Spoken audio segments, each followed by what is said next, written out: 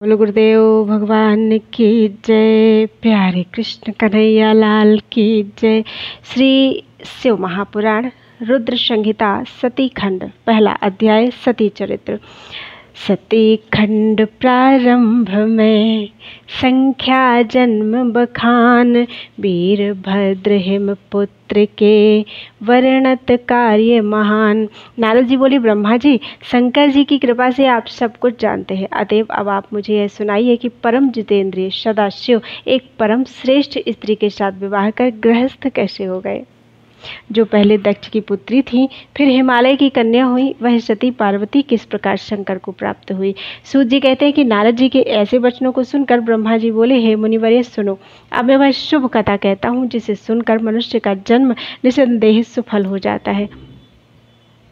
पहले मेरे एक कन्या हुई कि जिसे देखते ही मैं काम से पीड़ित हो गया और मुझे देखकर रुद्र ने धर्म का स्मरण करते हुए मुझे और मेरे पुत्रों के साथ ही बड़ा धिक्कारा और फिर वे अपने स्थान कैलाश को चले गए। तब मैंने शिवजी की माया से मोहित होकर मूर्खतावश अपने पुत्रों सहित मैंने उन्हें ही मोहित करना चाहा, परंतु मेरे सारे प्रयत्न निष्फल हुए। तब मैंने निराश होकर फिर शिवजी की भक्ति की तो उन्होंने बहुत कुछ मुझे समझाया। मैंने तो ईर्ष्या छोड़ दी परंतु हठ नहीं छोड़ा और पुनः रुद्र को मोहित करने के लिए शक्ति का सेवन किया और अपने पुत्र दक्ष से असिकी वीरनी नामक कन्या से सती को उत्पन्न कराया। वह दक्ष सुता उमा होकर कठिन तप कर रुद्र की स्त्री हुई। तब वे रुद्र स्वतंत्र होकर भी संतान उत्पन्न करने की इच्छा से रूप धारण कर मोहित हुए और रमण करने लगे। रुद्र के गृहस्थाश्रम में आकर सुख से कितने ही समय व्यतीत हो चले। उधर शिवजी की माया से दक्ष को गर्भ उत्पन्न हो गया और वह परम शांत निर्विकारी महादेव की निंदा करने लगा। उसने बड़े गर्व से एक विशाल यज्ञ किया जिसमें उसने मुझको, विष्णु जी को तथा और भी सब देवताओं और ऋषि मुनियों को तो बुलाया, परंतु अपने जामाता महादेव जी और पुत्री सती को नहीं बुलाया। इस पर भी एक कौतुक करने के लिए सती अपने पिता से रुद्र की निंदा सुनकर उन सब की निंदा करती हुई उन्होंने वहीं पर अपना शरीर त्याग दिया। यह सुनकर देव देवेश ने परम कुपित होकर अपनी जटा का एक बाल उखाड़कर वीरभद्र को पैदा कर दिया कि जिसने जाकर दक्ष का यज्ञ विध्वंस कर उसका सिर काट डाला तथा उपद्रव किया। समस्त लोकों में अशांति फैल गई। लोग दीन बत्सल रुद्र की प्रार्थना करने लगे। महात्मा महेश ने कृपा कर दक्ष को जिला फिर सबका सत्कार करा, यज्ञ करवाया। सती की देह से उत्पन्न ज्वाला पर्वत पर गिरी, वह ज्वालामुखी होकर पूजित हुई। आज भी जिसके दर्शन से सब कामनाएं सिद्ध होती हैं, फिर वही हिमालय की पुत्री हुई जिसका पार्वती नाम पड़ा। उसने कठिन तपस्या द्वारा शंभु को प्राप्त किया। हे मुनीश्वरों, आप लोगों ने जो पूछा वह मैंने बतलाया। जो मनुष्य इस कथा को सुनेगा वह सब पापों से छूट जाएगा, इसमें संदेह नहीं है। बोलो वृंदावन बिहारी लाल की जय। दूसरा अध्याय शिव पार्वती चरित्र। शिव पार्वती के चरित्र का द्वितीय अध्याय के माहे सुंदर वर्णन है किया, सुनो सकल चित लाए। सूत जी बोले, हे नैमिषारण्य के वासियों, ब्रह्मा जी की ऐसी वाणी को सुनकर मुनिवर्य नारद जी फिर पापनाशनी कथा पूछने लगे। नारद जी ने कहा कि हे ब्रह्मा जी, मैं आपके मुख कमल से शिव जी की आनंददायक कथा सुनते हुए तृप्त नहीं होता हूँ। हे विश्व के रचयिता, मैं दिव्य सती और शिव जी का चरित्र फिर सुनना चाहता हूँ। सती की उत्पत्ति कैसे हुई, महादेव जी का मन स्त्री करने में कैसे हो गया, दक्ष कोप से सती ने कैसे शरीर त्यागा और फिर हिमालय की पुत्री पार्वती कैसे हो गई, उनका उग्र तप, विवाह, कामनाश आदि कथाएं विस्तार पूर्वक मुझे सुनाइए। ब्रह्मा जी ने कहा, हे मुनिराज, अब पार्वती और शिव का अत्यंत पवित्र चरित्र सुनो। पहले शिव जी निर्गुण निर्विकल्प रूप रहित, शक्ति रहित, चिन्मात्र, सत असत से परे शिव स्वरूप और दिव्य रूप एक ही थे। फिर उमा के साथ सगुण और शक्तिमान प्रभु हो गए, जिनके बाएं अंग से विष्णु और दक्षिण अंग से मैं ब्रह्मा उत्पन्न हुआ। तब से सृष्टिकर्ता ब्रह्मा, पालनकर्ता विष्णु और लयकर्ता रुद्र हुए। तभी से शिव के 3 रूप हो गए। अब मैं इन तीनों का आराधक हो गया। इनकी आराधना से मैं सुरासुर सहित मनुष्य आदि की सृष्टि करने लगा। मैंने ही सब प्रजापतियों को बनाया। मैं सभी प्रकार उन्नत था। फिर मैंने मरीच, अत्रि, पुलह, पुलस्त्य, अंगिरा, क्रतु, वशिष्ठ, नारद, दक्ष और भृगु को बनाया। और जब मैं इन्हें उत्पन्न कर चुका तब मुझे कुछ माया का मोह आ गया। और तत्क्षण मेरी भौहों के बीच से संध्या नामक मेरे एक कन्या उत्पन्न हो गई, जिसको देखते ही मैं उठ पड़ा और मेरे पुत्र दक्ष और मरीच ने भी हृदय में सोच किया। तब मुझे ब्रह्मा के चिंतित होते ही तत्क्षण एक सुंदर और अद्भुत रूप वाला पुरुष, काले बालों से युक्त, श्याम गज के समान स्थूल काया वाला और नीला सुंदर वस्त्र पहने कांत की तरह दोनों कटाक्षों को घुमाता हुआ आविर्भूत हो गया। उसकी श्वास से सुगंधी निकल रही थी और वह परम श्रृंगारित था। तब ऐसे पुत्र को प्रकट हुआ देखकर मेरे अन्य पुत्रों में बड़ी उत्सुकता आई और उनमें विकारी भाव का संचार हो गया। उनका हृदय अधीर हो गया। उसी समय तत्क्षण प्रकट हुए उस पुत्र ने मुझसे सिर झुकाकर प्रणाम करते हुए कहा कि हे ब्राह्मण, मुझे क्या आज्ञा है? मुझे उसमें लगाइए जिसके करने से मेरा मान होवे। ब्रह्मा जी ने कहा, तुम सनातन जी सृष्टि उत्पन्न करो। मैं वासुदेव और सभी तुम्हारे वश में है। आज से तुम्हारा नाम पुष्प बाण होगा। तुमसे लोगों में आश्चर्य, सदैव सुख का लक्ष्य और नित्य ही प्राणियों में मद उत्पन्न हुआ करेगा और तुम इसी प्रकार सृष्टि के प्रवर्तक बनो। मेरे ये पुत्र भी तत्व रूप से तुम्हारे नाम का स्मरण करेंगे। यह कहकर कमलासन पर बैठ ब्रह्मा जी क्षण भर के लिए मौन हो गए। तीसरा अध्याय, ब्रह्मा काम संवाद। संध्या और मनमथ कथा। संध्या और मनमथ कथा तथा नाम और जाप, ब्रह्मदेव कंदर्प का संभाषण और शाप। ब्रह्मा जी ने कहा कि इसके पश्चात सब मरीचि आदि मुनियों ने उनका यह अभिप्राय जानकर उसका यथोचित नाम रख दिया। उन्होंने कहा कि तुमने उत्पन्न होते ही ब्रह्मा का चित्त मंथन कर दिया था। इससे तुम्हारा पहला नाम संसार में मनमथ होगा। तुम्हारे जैसा संसार में कोई नहीं है। इससे तुम्हारा दूसरा नाम काम होगा। तीसरा मोहन से तुम्हारा नाम मदन और चौथा कंदर्प होगा कि तुम में बहुत अहंकार है। तुम्हारे लिए प्रजापति दक्ष एक सुंदर कामिनी स्त्री देंगे जिसे ब्रह्मा जी उत्पन्न कर चुके हैं और जिस रूपवती का नाम संध्या है। यह सुनकर उस काम ने 5 बाणों का नामकरण कर तुरंत उनका परीक्षण करना चाहा। हर्षण, रोचन, मोहन, शोषण और मारण, ये 5 नाम हुए जो मुनियों को भी मोहक थे। उसने इन 5 बाणों को मुनियों पर चला दिया। संध्या भी थी। उसने कहा, अच्छा, इसे तो मैं ही मोहित करूंगी। इतने में काम ने 5 बाणों का प्रयोग कर दिया। मोहन ने ब्रह्मादिकों के मन को मोह लिया। सबके मन को विकार हुआ। वे विकृत हुए। सभी बार बार संध्या को देखने लगे। उनमें काम की वृद्धि हो गई। मुझ में 49 भाव खड़े हो गए। संध्या में भी विकार आया। वह भी ऋषियों को कटाक्ष करने लगी। एक प्रजापति ने भी उसकी इच्छा की। मरीचि, अत्रि और दक्ष आदि सब मुनि इंद्रियों के विकार को प्राप्त हो गए। तब मुझे और सब मुनियों तथा संध्या को देखकर काम को अपने कर्म में विश्वास हुआ। तब पिता और भाइयों की पाप गति देखकर धर्म को बड़ा दुख हुआ और उसने धर्म रक्षक प्रभु शिवजी का स्मरण किया। तब मुझे देखकर आकाश स्थित शिवजी हंसकर और मुझे लज्जित करते हुए बोले कि हे ब्राह्मण, तुम्हें पुत्री को देखकर काम कैसे प्रकट हो गया? यह तो वेद मार्ग से चलने वालों को उचित नहीं है। विद्वान जन माता, बहन और भाई की स्त्री तथा कन्या को भूलकर भी कुदृष्टि से नहीं देखें। फिर वेद तो तुम्हारे मुख में ही विद्यमान है, जिसे काम मात्र से तुमने कैसे भुला दिया? फिर वे सर्वदा सूर्य दर्शन करने वाले दक्ष, मरीचि आदि एकांत योगियों का चित्त स्त्री को देखकर कैसे मलिन होगा? हाँ, जिसके चित्त को स्त्रियां हरण कर लेती हों, उसके साथ शास्त्र संगति कैसे की जा सकती है? ब्रह्मा जी कहते हैं कि जब लोक पितामह शिवजी ने इस प्रकार कहा तो लज्जा के मारे क्षण भर में पसीने से भीगा रहा। मेरा विकार हट गया, परंतु मेरे शरीर से जो पसीना गिरा उससे पितृगणों की उत्पत्ति हो गई। 64,000 आग्नेयश्वाता पितृगण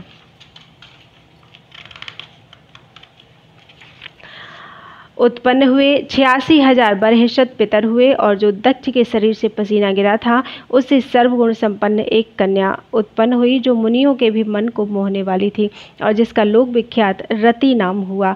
उसे देखकर क्रतु आदि भी स्खलित हो गए और उनसे जो वीर्य भूमि पर गिरा उससे अन्य पितरों की उत्पत्ति हुई। इस प्रकार संध्या बहुत से पितरों को उत्पन्न करने वाली हुई। इसी समय शिवजी अंतर्ध्यान हो गए और उनके वाक्यों से लज्जित मैं कंदर्प अर्थात काम से क्रुद्ध हुआ। मेरे क्रुद्ध होते ही काम ने शीघ्र ही अपना बाण खींच लिया और मैं जलती हुई अग्नि के समान जलने लगा। उससे पीड़ित होकर मैंने तथा अन्य ऋषियों और प्रजापति ने काम को शाप दे दिया कि जा तू शिवजी के बाणों से भस्म हो जाएगा। यह सुनकर रति का पति कामदेव जो उसी क्षण अपना धनुष फेंककर मेरे चरणों पर आ गिरा और पूछा कि आपने मुझे ऐसा कठिन शाप दे दिया क्योंकि आप लोग न्याय के अनुसरण करने वाले हैं। मैंने तो आपका कोई बिगाड़ नहीं किया। आप ही ने तो कहा था कि मैं ब्रह्मा, विष्णु और शंभु ये सभी तुम्हारे वश में हैं। जो आपने कहा था मैंने उसी की परीक्षा की है। हे जगत पिता, मैं निरपराध हूँ, मुझे ऐसा कठिन शाप क्यों देते हो? ब्रह्मा जी ने काम को डांटते हुए कहा कि यह संध्या मेरी कन्या है, इसको तुमने काम से लक्षित किया है, इसी कारण मैंने तुझे शाप दिया है। हे काम, अब तुम शांत होकर सुनो कि जब तुम महादेव जी के नेत्र रूप अग्नि से भस्म हो जाओगे तब फिर शीघ्र ही समान शरीर को प्राप्त करोगे, और जब महादेव जी अपना विवाह करेंगे तब तुमको शरीर प्राप्त होगा। काम से ऐसा कहकर मैं लोक पितामह अंतर्ध्यान हो गया। सब मुनि और कामदेव भी अपने स्थान को चले गए। चौथा अध्याय, काम रति विवाह। वर्तमान अध्याय में कामरति का ब्याह, लक्ष्मी विष्णु के सदृश पूर्ण यही सब चाह। नारद जी बोले, हे ब्राह्मण, इसके पश्चात फिर क्या हुआ वह भी आप कहिए, क्योंकि शंभु की कथा सुनने की मेरी बड़ी इच्छा है। ब्रह्मा जी ने कहा कि हे नारद, जब शिव जी अपने स्थान को चले गए और मैं ब्रह्मा भी अंतर्ध्यान हो गया, तब दक्ष जी ने कंदर्प से कहा कि हे कंदर्प, तुम्हारे ही समान गुण वाली मेरी पुत्री को पत्नी के रूप में ग्रहण करो। ऐसे कहकर दक्ष ने अपनी देह पसीने से उत्पन्न पुत्री का रति नाम रखकर उसे काम के साथ आगे कर दिया। दक्ष की परम सुंदरी पुत्री से विवाह कर काम बड़ा प्रसन्न हुआ। उस समय काम आनंद के मारे ब्रह्मा जी के दिए हुए शाप को भूल गया और मोहित होने के कारण दक्ष जी से कुछ कह न सका। हे तात नारद, उस समय सुखवर्धक महान उत्सव हुआ। अपनी कन्या को प्रसन्न देख दक्ष भी बड़े प्रसन्न हुए। पांचवा अध्याय, संध्या की तपस्या। पंचम इस अध्याय में वर्णन सरस स्नेह, संध्या के तप की कथा, सरस मनोरथ देह। सूत जी कहते हैं कि ब्रह्मा जी ने इतना कहा तब नारद जी ब्रह्मा जी से बोले कि हे महामति, आपने चंद्रमौली शिव जी की यह जो परम पावन कथा सुनाई है, परंतु यह तो कहिए कि जब आप सभी महान देवता और प्रजापति दक्ष भी अपनी पुत्री संध्या को काम को अर्पित कर चले गए, तब संध्या ने क्या किया? तब तत्ववेत्ता ब्रह्मा जी बोले कि हे मुनि, अब तुम संध्या के उस चरित्र को सुनो जिसे सुनकर सब स्त्रियां पतिव्रता होती हैं। पहले वह संध्या मेरे ही मन से उत्पन्न हुई, फिर तप करके अपना शरीर त्याग कर अरुंधति हुई। उसे मेधातिथि ने उत्पन्न किया था और वशिष्ठ जी ने पत्नी के रूप में ग्रहण किया। इस पर नारद जी ने पूछा कि उसे मेधातिथि ने कैसे उत्पन्न किया और वशिष्ठ जी ने उसे कैसे ग्रहण किया, यह सब अरुंधति के चरित्रों को मुझे तत्व रूप से सुनाइए। ब्रह्मा जी ने कहा, जब मैं काम को शाप देकर अंतर्ध्यान हो गया तब शिवजी भी चले गए। तब आमर्ष को प्राप्त होकर मेरी पुत्री ने सोचा कि भला मुझसे बढ़कर पापिन कौन है कि जिसे देखकर पिता और भ्राता भी काम की इच्छा करते हों। अतः मैं स्वयं ही इस पाप का प्रायश्चित करूंगी। वेद मार्ग से मैं अपने को अग्नि में जला दूंगी और ऐसी मर्यादा स्थापित करूंगी कि जिससे संसार में उत्पन्न होते ही मनुष्य इस प्रकार से कामी न हो। मैं तब की कठिन मर्यादा का स्थापन कर शरीर त्यागूंगी। ऐसा विचार कर संध्या चंद्रभागा नदी के तट पर स्थित चंद्रभाग पर्वत पर चली गई। तब मैं अपनी पुत्री को श्रेष्ठ पर्वत पर तपस्या के लिए गई हुई जानकर अपने संयतात्मक पुत्र वशिष्ठ से बोला कि हे पुत्र वशिष्ठ, तप के लिए जाती हुई मनस्विनी संध्या को तुम जाकर अच्छी तरह दीक्षा दो, क्योंकि अभी तक वह तप के किसी भाव को जानती नहीं है। संध्या चंद्रभाग पर्वत के लाल सरोवर के पास बैठी हुई थी। उसके पास पहुंचकर वशिष्ठ जी ने आदर से पूछा कि भद्रे, तुम किसकी कन्या हो और इस सरोवर पर क्या करने आई हो? यदि यह छिपाने योग्य ना हो तो मैं सुनना चाहता हूँ। तुम उदास क्यों हो? तब अग्नि की तरह दीप्तिमान शरीर वाले वशिष्ठ जी को देखकर संध्या ने प्रणाम किया और कहा कि मैं इस निर्जन पर्वत पर तप करने आई हूँ। यदि आप योग्य समझें तो मुझे उपदेश करें। वशिष्ठ जी ने फिर कुछ नहीं पूछा क्योंकि वे सब कुछ जानते थे। तब संध्या ने वशिष्ठ जी से कहा, भक्त वत्सल शिव जी का स्मरण कर कहा, अच्छा तो अब तुम परम आराध्य शिव जी को मन में धारण कर उन्हीं का भजन करो, इससे तुम्हारे सभी मनोरथों की पूर्ति होगी। ओम नमः शंकराय ओम अंत में लगाकर मौन होकर तप करो और मैंने जैसे कहा है उसके अनुसार मौन होकर ही स्नान तथा शिव जी का पूजन करो। केवल जल का आहार करना और कुछ नहीं, इससे निसंदेह तुम्हारी तपस्या पूर्ण फलदायक होगी। शिव जी तुम्हारे मनोरथों को शीघ्र ही पूर्ण करेंगे। वशिष्ठ जी ने वहां बैठकर संध्या को तप की सब क्रियाएं बतलाईं और पुनः वे वहीं अंतर्ध्यान हो गए। 6वां अध्याय शिव जी का वरदान। ऋषि वशिष्ठ के कथन से संध्या करो महान, तप जिस कारण से मिला शिव जी का वरदान। ब्रह्मा जी बोले, वशिष्ठ जी के चले जाने पर संध्या ने आसन लगाकर कठिन तप करना आरंभ किया। वशिष्ठ जी ने जैसा कहा था उसी के अनुसार उसने मंत्र से भक्ति पूर्वक शिव जी का पूजन किया। शिव जी में चित्त लगाए उसको एक चतुर्युगी व्यतीत हो गया। तब शिव जी ने आकाश में स्थित होकर उसे अपना प्रत्यक्ष दर्शन दिया। संध्या ने मुग्ध होकर आश्चर्य से नेत्र बंद कर लिए।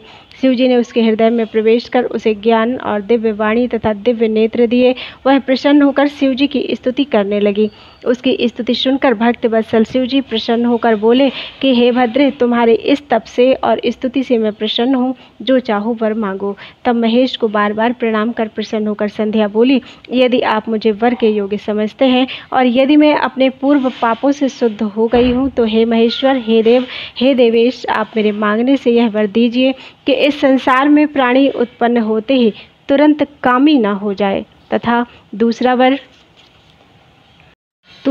वर यह दीजिए कि यदि मैं तीनों लोकों में विख्यात और व्रत वाली हूँ तो मेरे समान दूसरी ना होवे। यदि मेरी फिर सृष्टि होवे तो वह कहीं कामी होकर ना गिरे। और हे नाथ, जो मेरा पति होवे वह अति कामी ना होकर मित्र के समान हो, तथा जो मुझे काम भाव से देखे वह नष्ट और नपुंसक हो जावे।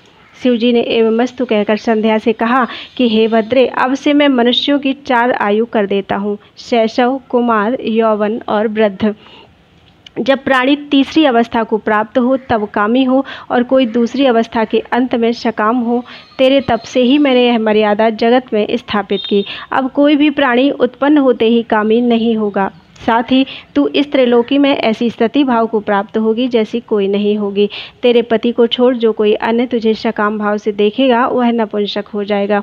तेरा पति बड़ा भाग्यशाली और 7 कल्प तक जीने वाला होगा। जो वर तूने मांगा वह सब मैंने दिया। अब तेरे पूर्व जन्म की बात कहता हूँ।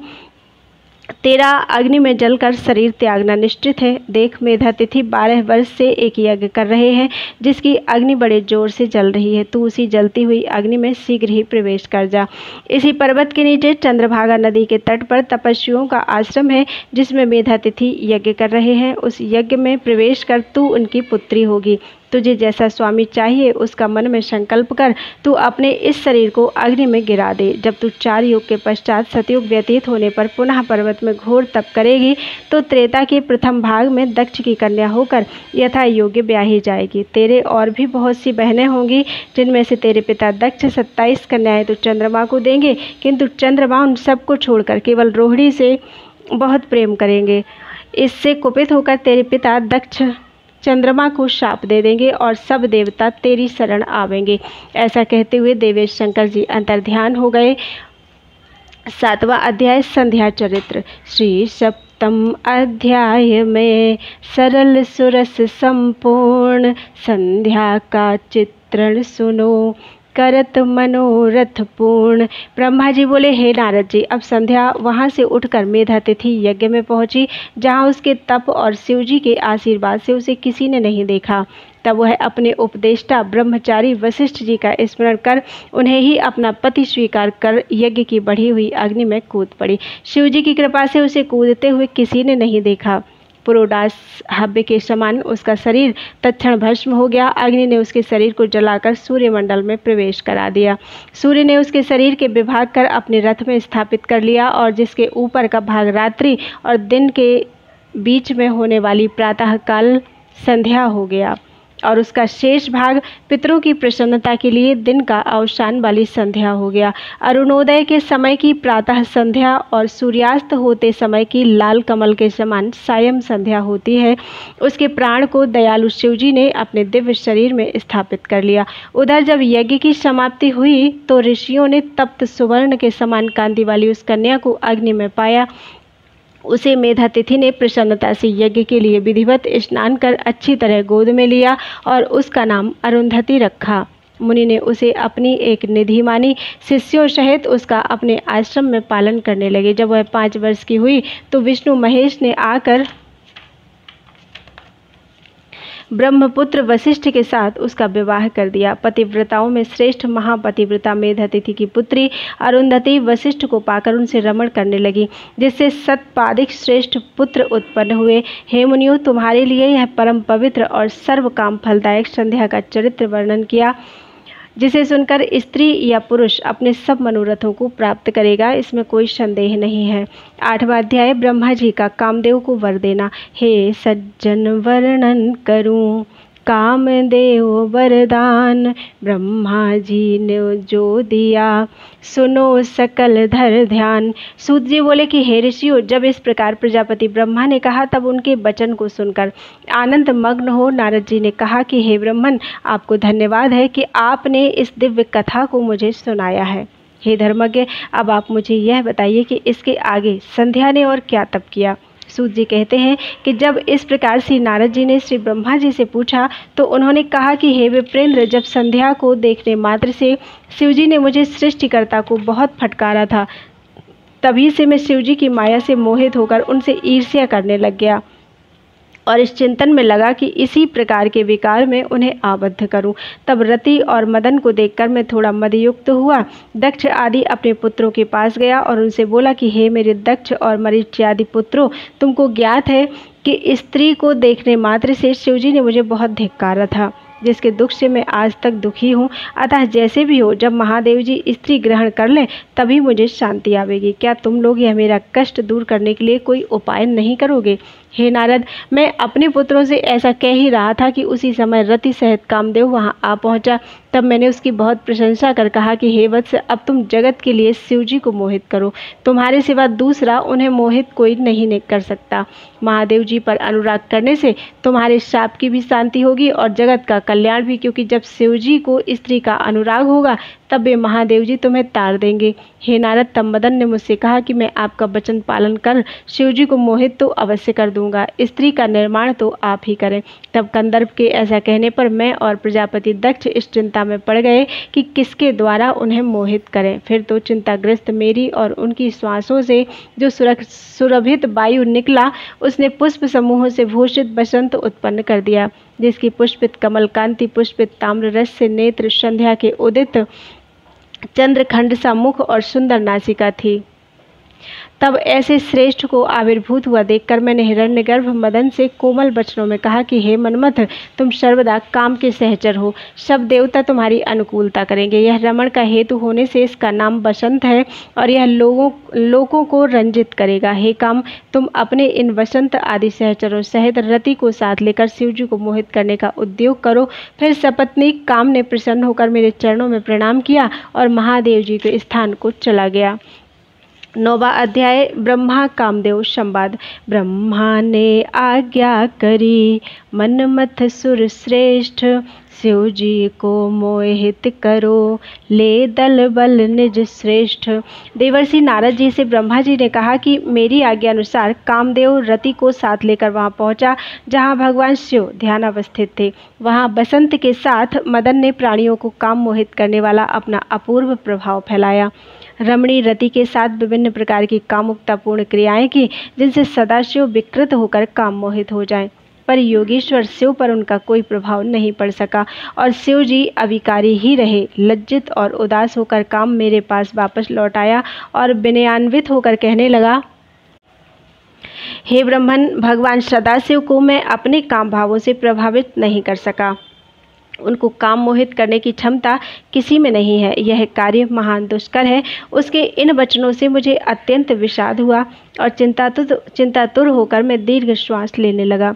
इससे बहुत से भयावने गण प्रकट हुए और भीषण कोलाहल करना प्रारंभ कर दिया। मारो काटो का शब्द गूंज उठा और मुझे भी आतंकित करने दौड़े। तब वहां उपस्थित कामदेव ने उन्हें रोका और उनसे कहा कि हे देव, आपने इन भयंकर विकराल गणों को क्यों उत्पन्न कर दिया। इनका यहाँ पर क्या काम है, इनको मेरे अधिकृत कीजिए। यह सुनकर मैंने उन्हें कर्म में नियुक्त कर दिया और काम से कहा कि ये उत्पन्न हो मारे मारे करने लगे, इससे इनका नाम मार हुआ। हे मदन, ये हमेशा तुम्हारे वश में रहेंगे, तुम्हारी सहायता करना ही इनका मुख्य कार्य होगा। ये सर्वदा ज्ञानियों के ज्ञान मार्ग में अवरोध उत्पन्न करेंगे। मेरे इस वचन से काम और रति बहुत प्रसन्न हुए। मैंने उनसे कहा कि तुम पुनः शिवजी को काम मोहित करने के लिए जाओ। काम ने उत्तर दिया कि हे भगवान, मैं आपकी आज्ञानुसार वहां अवश्य जाऊंगा, पर यह निश्चित है कि सदाशिव मोहित नहीं हो सकेंगे और मुझे आभास हो रहा है कि वे मेरे शरीर को कहीं भस्म न कर दें। यह कहकर कामदेव अपने सहचर बसंत और मारगणों सहित रति को लेकर शिव के पास पहुंचा और उनको मोहित करने के लिए विभिन्न प्रकार से प्रयास किया, पर सब व्यर्थ हुए। भगवान शिव मोहित न हो सके। अंत में निराश होकर कामदेव पुनः मेरे पास लौट आया और उदास होकर कहने लगा, हे भगवान, शिवजी को मोहित करना संभव नहीं है, आप कोई अन्य उपाय करें। 10वां अध्याय ब्रह्मा और विष्णु का संवाद। के ही विधि मोहित होए, शंभु करहि स्त्री ग्रहण, लागे सोचन दोए, ब्रह्मा और लक्ष्मी रमण। ब्रह्मा जी ने कहा, हे ऋषि श्रेष्ठ, कामदेव को असफल होते देखकर शिवजी को मोहित करा देने का अभिमान चूर्ण हो गया, पर शिवजी को स्त्री ग्रहण कराने का संकल्प बना रहा। इस विचार से मैंने श्री विष्णु का स्मरण किया।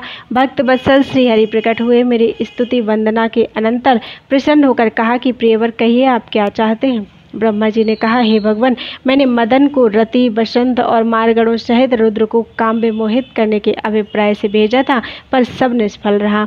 मेरे इन वचनों से भगवान विष्णु को विस्मय हुआ और वे साश्चर्य बोले, हे पितामह, सच सच बताइए कि आप यह किस लिए करना चाहते हैं। ब्रह्मा जी ने उत्तर देते हुए कहा कि सृष्टि के प्रारंभ में मेरे शरीर से धर्म, काम, दक्ष आदि पुत्र और वाणी से एक पुत्री उत्पन्न हुई। उस कन्या की सुंदरता को देखकर माया से मोहित होकर मैं काम विह्वल हो गया। उसी समय सदाशिव ने आकर मुझे पतित आचार के लिए बहुत धिक्कारा। अपनी इस भर्त्सना का अनुभव कर मुझे बहुत दुख हुआ। आज तक वह आत्मग्लानि उसी प्रकार है। हे मधुसूदन, अब तो शिवजी भी किसी प्रकार स्त्री ग्रहण करें, तभी यह मन का संताप दूर होगा। ब्रह्मा जी ने कहा, हे मुनीश्वर नारद जी, मेरी इन बातों को सुनकर भगवान विष्णु ने कहा कि आप जगत के सृष्टिकर्ता और परम ज्ञानी होकर इस तरह की मूढ़ता कैसे कर रहे हैं। सदाशिव के प्रति इस प्रकार की ईर्ष्या अनुचित है। यदि शिवजी को स्त्री ग्रहण कराना चाहते हो तो जाकर अपने उद्देश्य से पार्वती का ध्यान कर उन्हें प्रसन्न करो, तुम्हारे सब काम पूर्ण हो जाएंगे। सर्वगुण संपन्न पार्वती अवतार लेकर किसी की कन्या हो जाएंगी और शंकर जी की अर्धांगिनी बनेंगी। इसके लिए प्रजापति दक्ष को आज्ञा दे दो कि वह तप करे, जिसकी भक्ति से प्रसन्न होकर पार्वती उनके यहाँ कन्या रूप में उत्पन्न हो।